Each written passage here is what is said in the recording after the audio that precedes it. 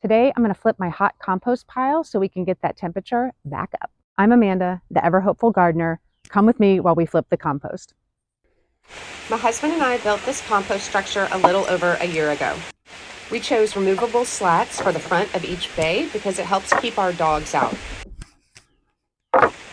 There are also removable slats in between each bay, and this makes flipping the pile much easier. These interior slats have spacers between them to allow airflow.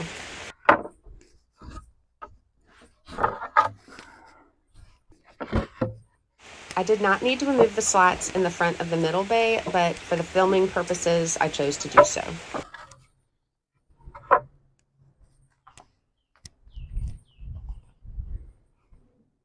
Today, I'm going to be flipping the pile all the way over here into the middle bin.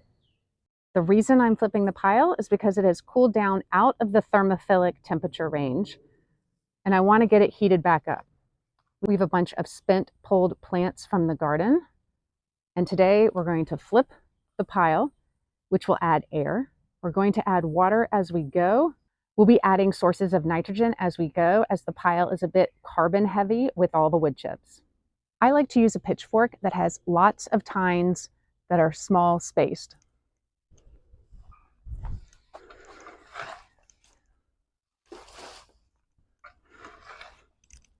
I'm not going to speed up the video because I want you to be able to see exactly how long it takes to flip a pile of this size. We built this compost structure with the bays 4 feet by 4 feet. The pile that is being flipped has shrunken down a bit as decomposition has happened. My goal during the flip is to try and make sure that all parts of the pile get a chance to be in the hot center of the compost pile. This means what was the middle of the old pile, I'm trying to put on the edges of the new. What was the top of the old pile now becomes the bottom, and what were the edges of the old pile are going to go in the center. With each layer of wood chips that I turn into the new pile, I'm going to add a lot of water. A compost pile should sit at 50% moisture. And I can tell immediately upon sight, I let this pile dry out. One way to test the moisture content of your compost pile is to grab a handful of the compost and squeeze as tightly as you can. If no water comes out, your compost pile is too dry and you need to add water. 2 to 3 drops when you squeeze the compost is perfect. More than a couple drops of water when you squeeze your compost, and likely your compost is too wet. When your compost gets too wet, you can flip it, which will add air, and you can also add more brown like cardboard, or wood chips, or shredded leaves.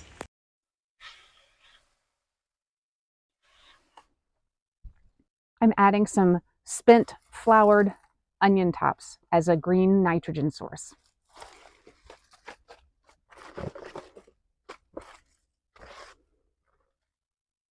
And some kale that has gone to flower.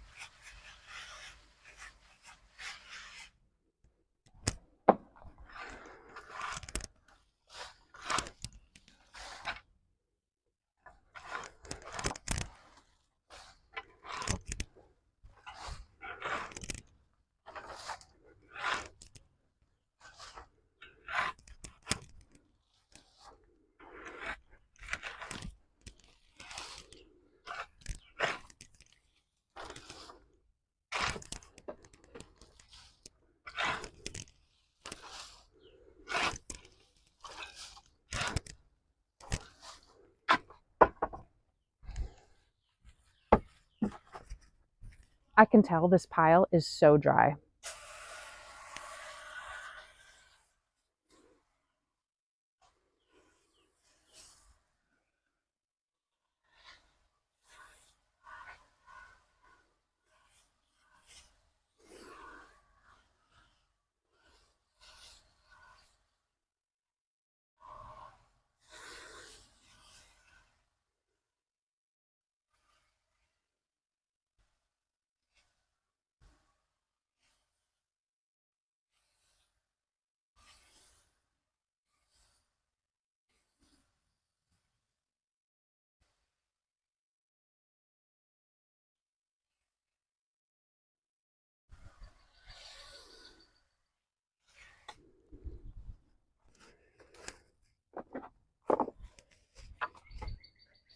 Another green you can add to add nitrogen to your pile are grass clippings. However, you don't want to add grass clippings if you treat your lawn. This is untreated grass clippings, but I typically don't add them to my pile because I prefer to leave them on the grass as a source of nitrogen.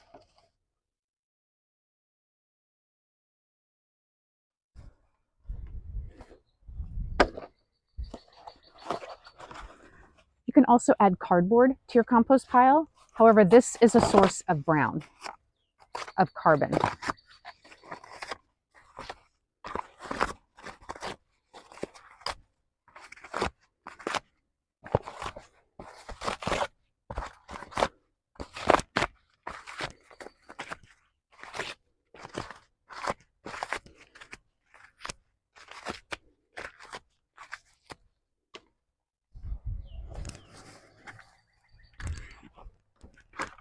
Another source of green I'm going to add to my pile is bokashi ferment.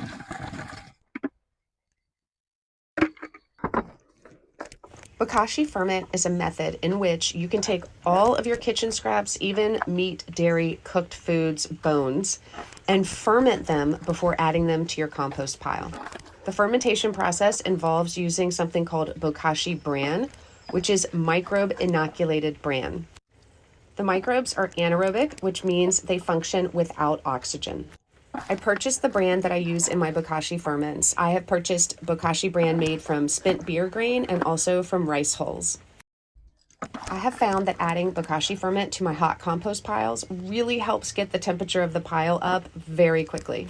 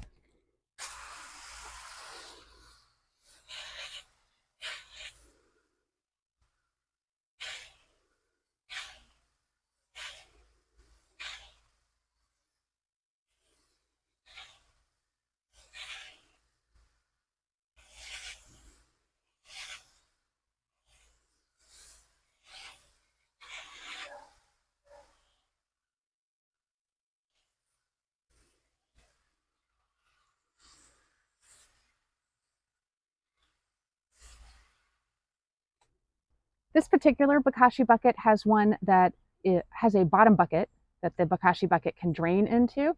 So I'm just emptying the liquid into the compost. I actually prefer a bucket with no drainage holes.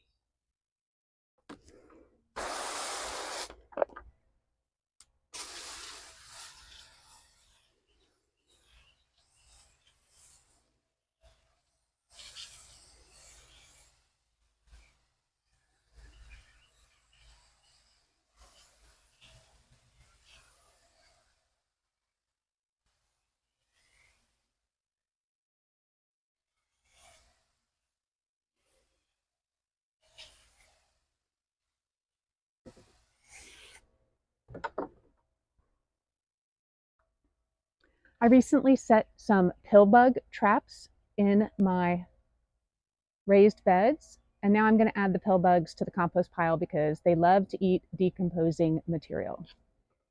The container they're in now is not the trap that I used. I used cut potato halves.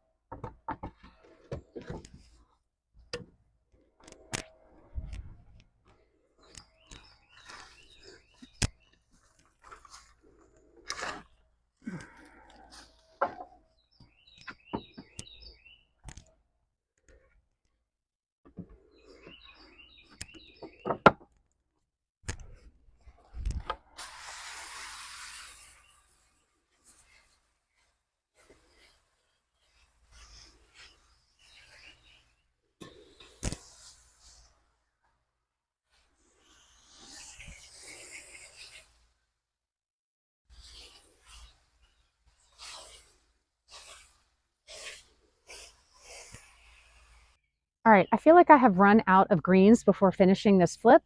So I went and cut some more onion tops that have started to flower. And ideally, things are broken up into small pieces. Sometimes I get lazy though. Also had some lettuce that is bolting.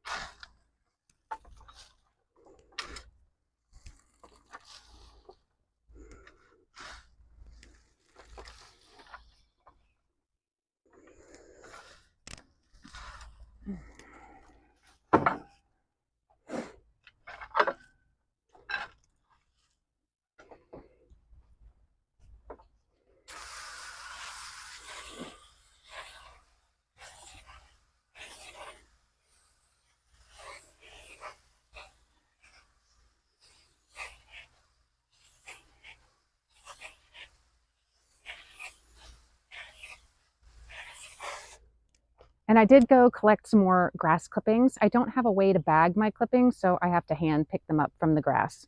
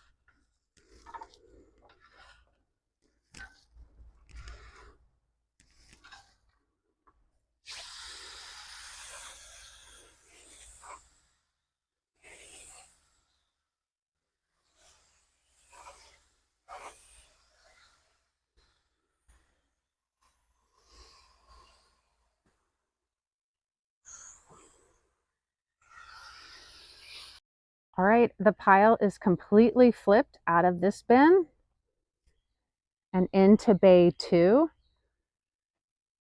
Now we put in our compost thermometer and we are looking for this pile to hit the thermophilic range, which is between 131 and 160 in the next 72 hours.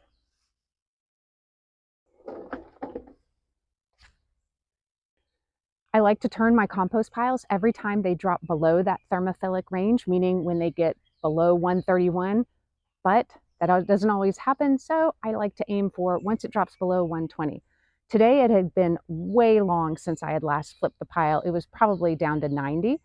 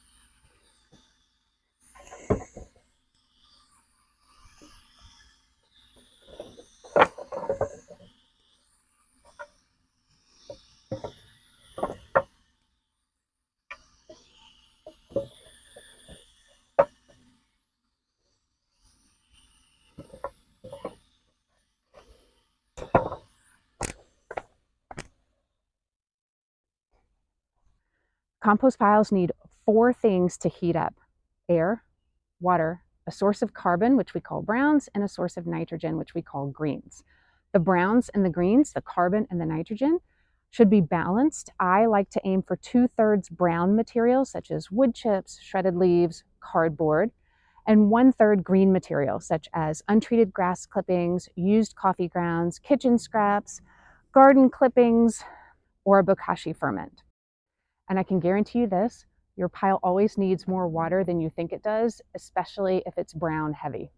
And typically, if your pile is not heating up, it's a lack of greens and a lack of water.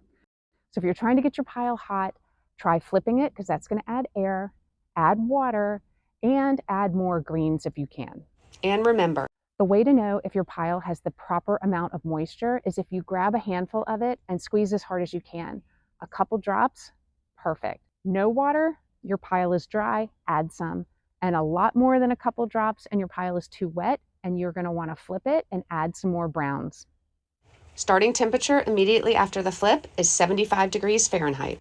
24 hours post-flip, and we are at 115 degrees Fahrenheit. After just 36 hours, the temperature has climbed to 143. And at the 60-hour mark, the temperature seems to be holding steady at 149 degrees Fahrenheit.